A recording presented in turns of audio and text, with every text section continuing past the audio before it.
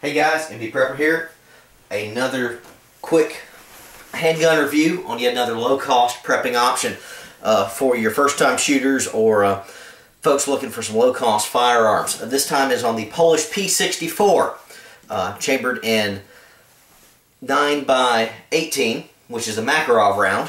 You'll hear this thing called the Polish Makarov. Let me just go ahead and tell you, it's not a Polish Makarov. The only thing this thing has in common with a Makarov is the Makarov round. This little pistol does not operate like a Makarov at all. Good little gun, but not a Makarov, despite what you will hear and what people will say on boards and all of that.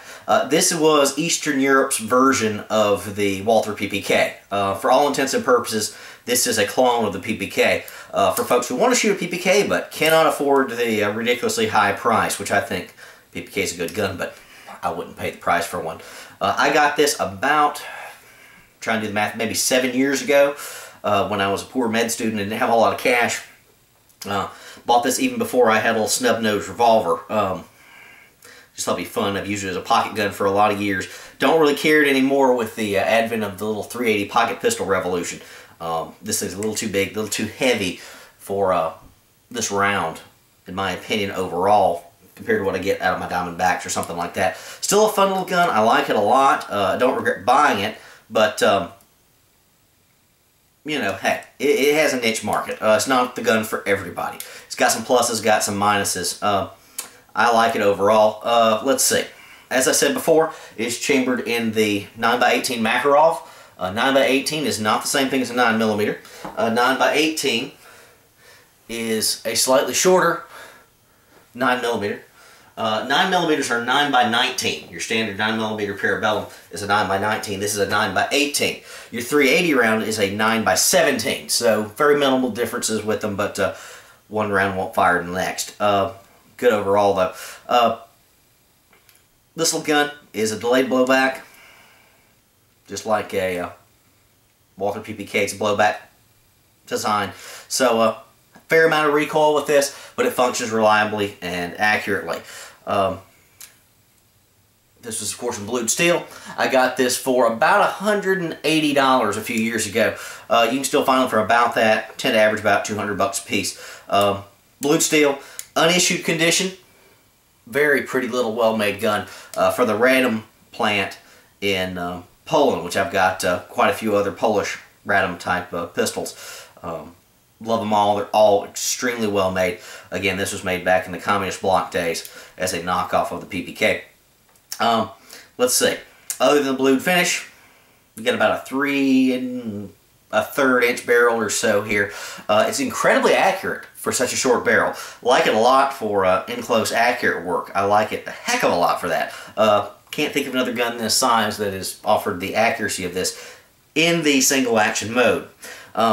This thing is double action on the first trigger pull, single action after that. The double action, I have to say on this, is absolutely the worst, longest, heaviest trigger pull I've ever had in a firearm.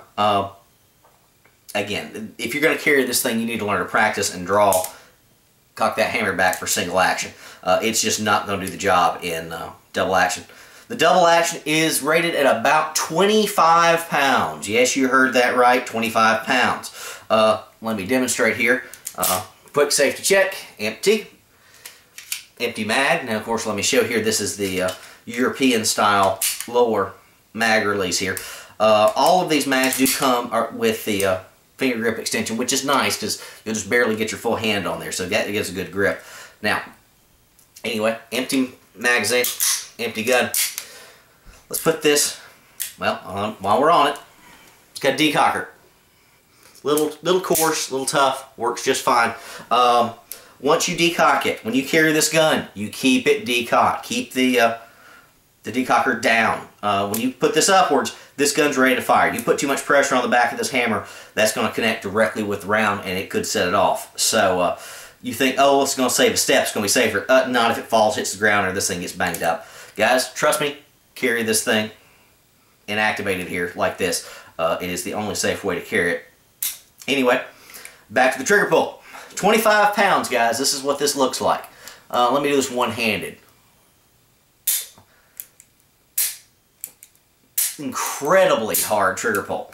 Now on the flip side, cocking this as single action, I have to say this has one of the finest little lightweight single action triggers I've ever fired. Very lightweight, a little bit take up, but very, very smooth. Even straight out of the box. Can't say I've fired many single actions with a little bit of take up like this that has such a good single action. This thing's a tack driver in single action. Like it for that.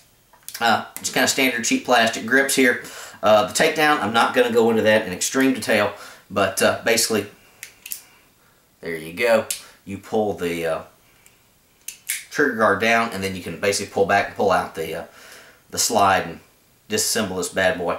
The barrel's fixed in place, which increases accuracy greatly. Unfortunately, that increases the recoil on this. It's only about a 9x18, which is not the most heavy-duty round, but you fire 50 rounds out of this thing once at the range, it's going to be hurting your hand a little bit at the time you're done. So I only tend to fire 20-30 rounds on this at a time. Have never had any major failures to feeder extraction with this. Had a few shooting the cheap steel cased ammo when I first fired it. That was break-in period, so no big deal there. Again, the bluing on this thing is absolutely gorgeous. I can't think of a prettier gun than I paid less than $200 for. Highly recommend it for your intro rookie shooters who are looking for a little concealed carry gun and want something a little bit better than a 22 or a 25. You could argue that the 380 and the Makarov round are just about equivalent.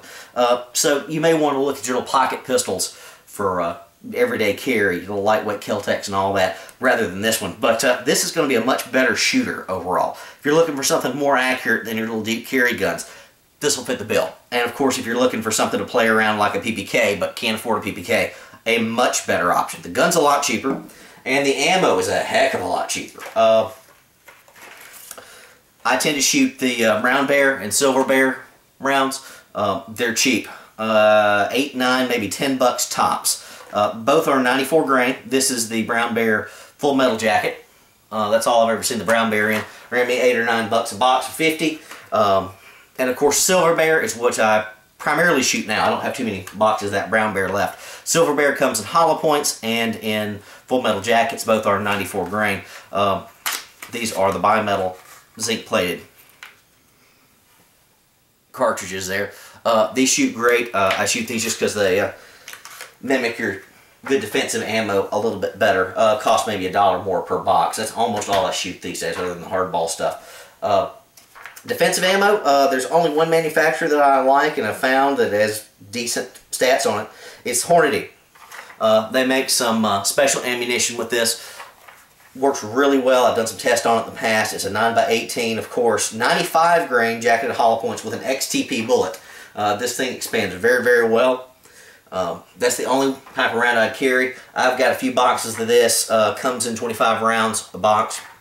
I've had this ammo for quite a while. 10, 12 bucks a box, so not ridiculously expensive for defensive ammo. A little bit more about the gun. When you buy it, for about 200 bucks, give or take, it does come with 2 magazines. One of mine was stenciled, etched there. I'm not going to show you too close, but that has the serial number matching with my gun, and that was nice.